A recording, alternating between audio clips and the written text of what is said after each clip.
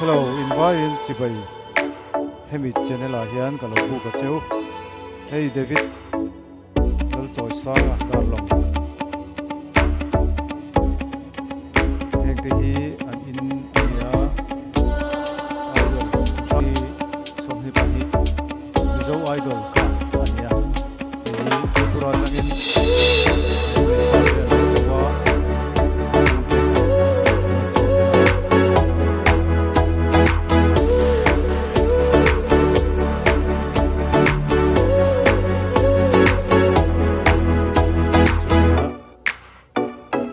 Felania David hi thu te hi oya hei kan komna nia he tian tu ina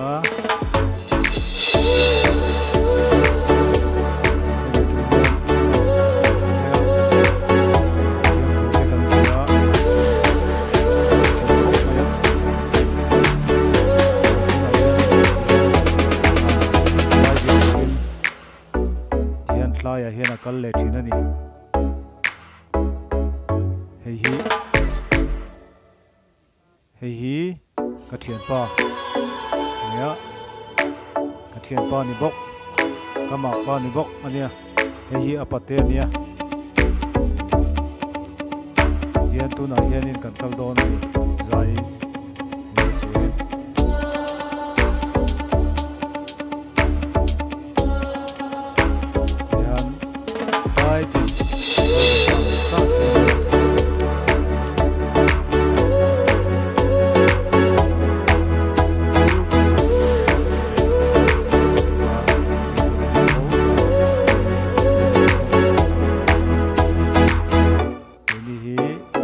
thian pa ni bok kamak pa ni bok in min phur vela tihan sai jin na tura han da